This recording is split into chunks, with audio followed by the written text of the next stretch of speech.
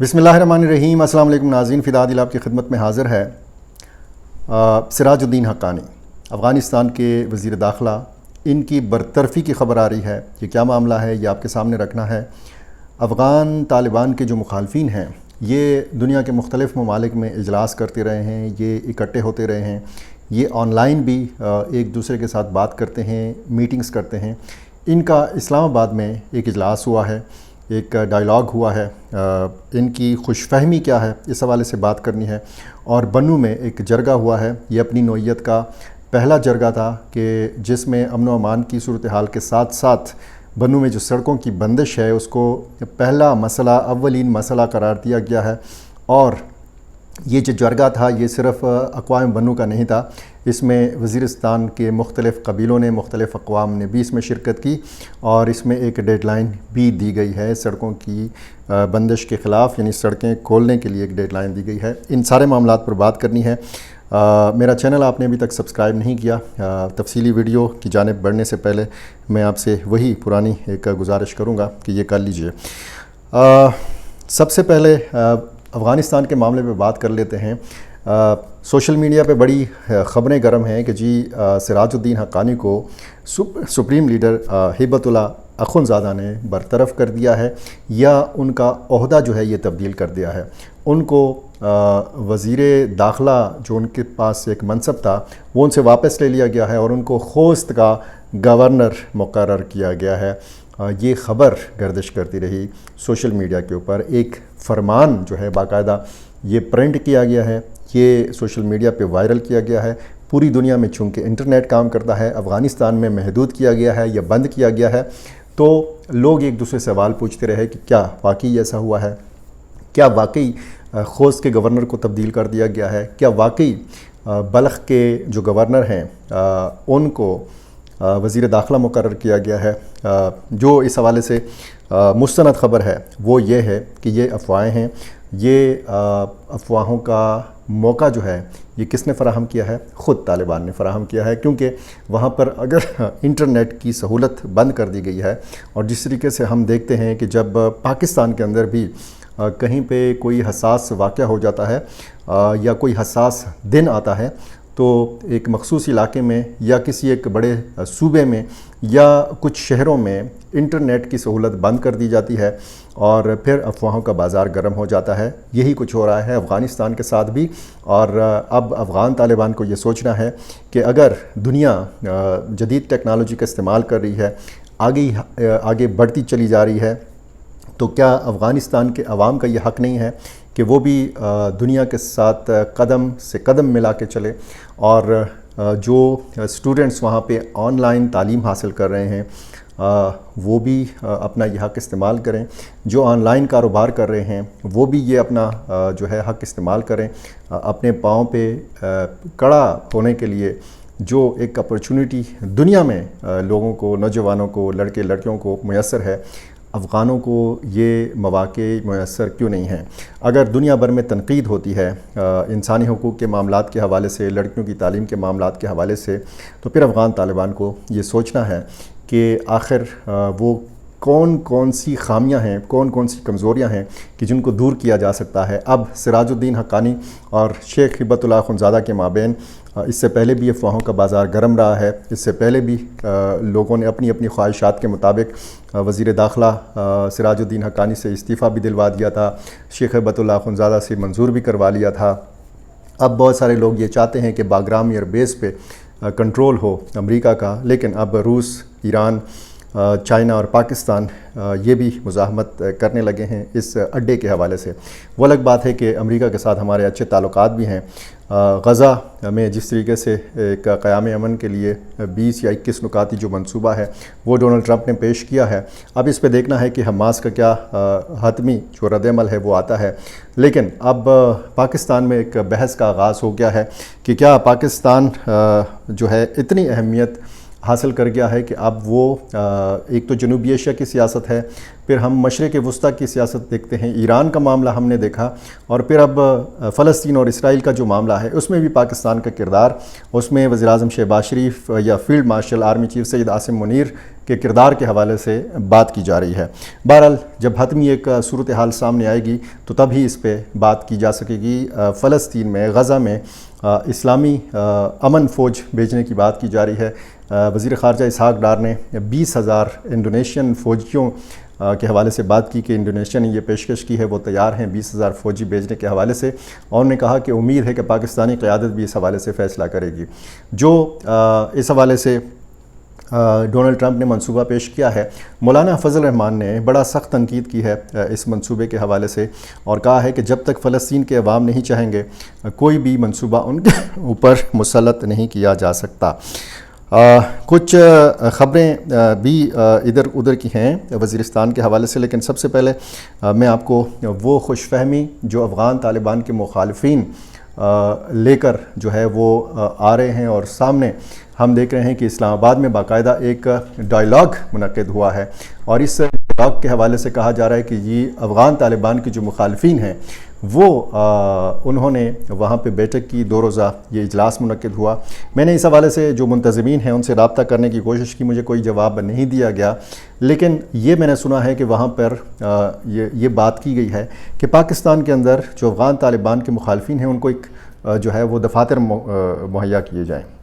پشاور میں یا اسلام آباد میں یا باقی شہروں میں، اور اس حوالے سے یہ بھی کہ افغان طالبان کے اوپر دباؤ ڈالا جائے کہ وہاں پہ جس طریقے سے صورتحال ہے اب افغانستان کے اندر کی صورتحال آپ دیکھیں، وہاں پہ کوئی ایسا امکان نہیں ہے کہ افغان طالبان کی حکومت کو تبدیل کیا جائے، کوئی ایسا امکان نہیں ہے کہ وہاں پر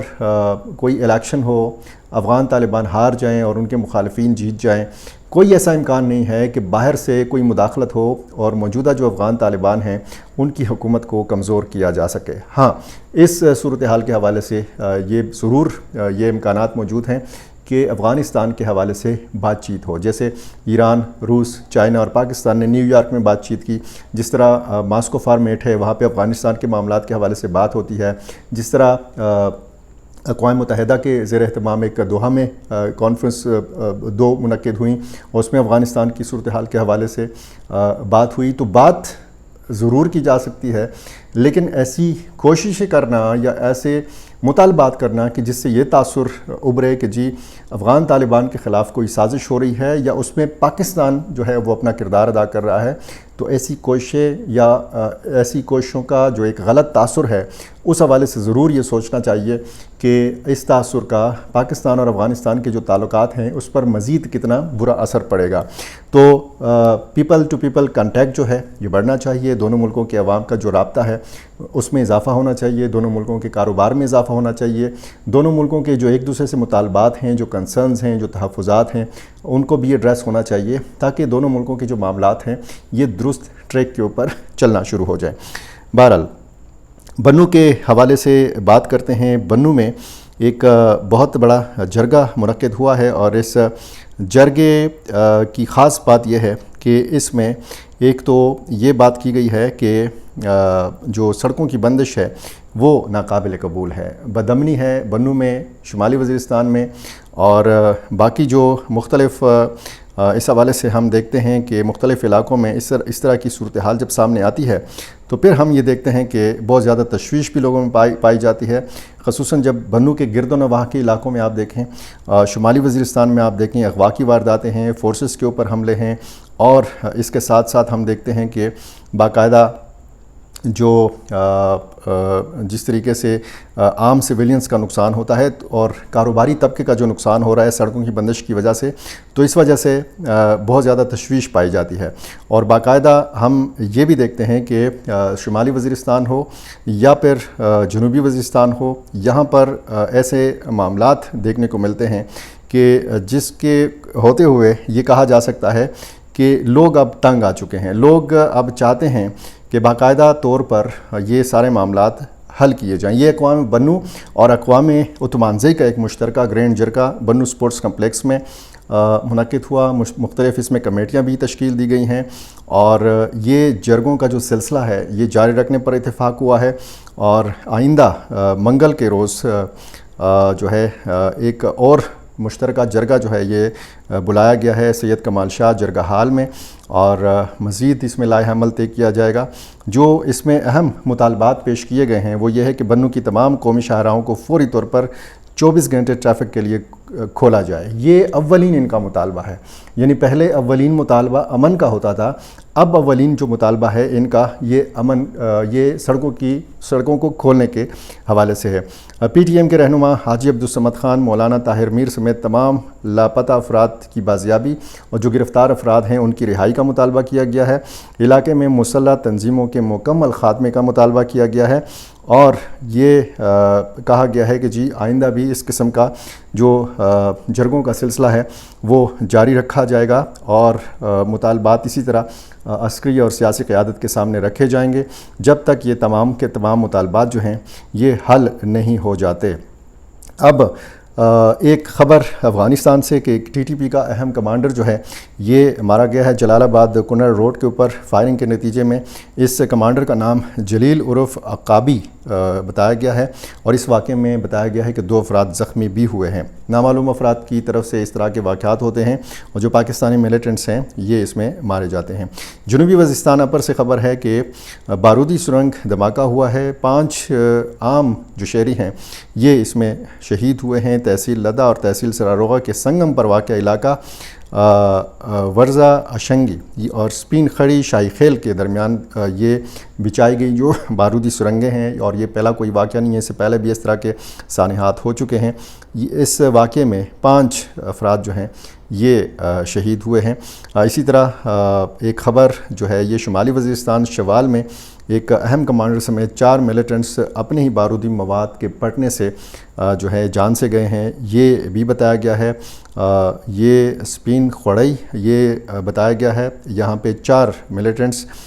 جو ہے محمد مسلم، زاہد عالم اور دیگر 2 ملیٹنٹس کی شناخت جو ہے یہ بتایا گیا ہے کہ جاری ہے۔ ٹانک سے ملیٹنٹس نے 3 اہلکاروں کو پولیس اہلکاروں کو اغوا کیا ہے۔ اس میں پولیس کانسٹیبل ارشاد ہیں، کانسٹیبل نجیب اور سیکورٹی فورسز کے اہلکار ایک نورشید کے نام سے ہیں۔ یہ ان کو اغوا کر کے ان 3 افراد کو نامعلوم مقام پہ منتقل کر دیا گیا ہے۔ آج یا گزشتہ دن آپ کو پتہ ہے کہ ایک بہت بڑا حادثہ ہوا، بہت بڑا حملہ کیا گیا ایف سی ہیڈ کوارٹر جو کوئٹہ میں ہے، بلوچستان کے دارالحکومت میں، اور بلوچستان کے حالات ہوں یا خیبر پختونخوا کے حالات ہوں، یہاں پہ دن بدن صورتحال ہم دیکھ رہے ہیں کہ بگڑتی چلی جا رہی ہے،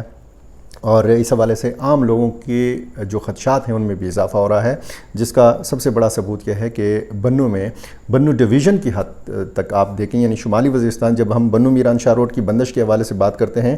تو میران شاہ کے جو علاقوں یا شمالی وزیرستان کے جو لاکھوں افراد ہیں وہ بھی اس سڑک کی بندش کی وجہ سے متاثر ہوتے ہیں۔ بنو شہر کا جو ٹریفک ہے اس میں ظاہر ہے کہ وزیرستان کے لوگ بھی کاروبار، ان کا سارا دار و مدار جو ہے